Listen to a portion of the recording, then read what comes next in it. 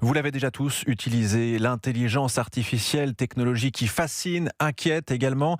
Peut-elle d'ailleurs être, par ses performances, dangereuse? C'est en tout cas la question que pose le lancement cette semaine de Claude Fable 5 par Anthropic, le grand concurrent d'OpenAI et son ChatGPT. Il s'agit d'un nouveau modèle d'IA encore plus puissant, plus intelligent encore. Et seulement 3 jours après son lancement, il vient d'être suspendu sur décision du gouvernement américain. Washington évoque un risque pour la sûreté nationale du jamais vu. Des performances, Aurélien Fleureau, qui pose question, tout comme la manière dont les utilisateurs s'en servent, notamment dans les entreprises. C'est un vrai enjeu de cybersécurité.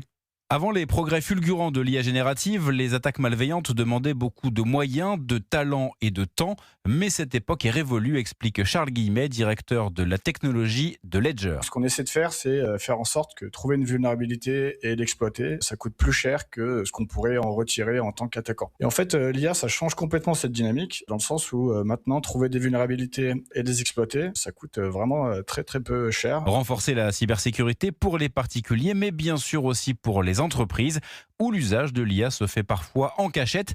Et c'est un risque sur lequel même Anthropic avertit. Ils viennent donc de sortir un nouveau modèle avec des restrictions d'utilisation, mais ce n'est pas forcément suffisant, selon Anna Samoliatova, vice-présidente d'Illumine Technologies. C'est les collaborateurs qui testent et qui voient que clairement, ça leur fait gagner énormément de temps. Et c'est là où il y a évidemment le risque énorme de contrôle de données confidentielles. Et pour tous les acteurs comme OpenAI, Google ou Meta, le dilemme est de trouver le bon équilibre entre vouloir être le plus performant et ne pas ouvrir la boîte de Pandore. Aurélien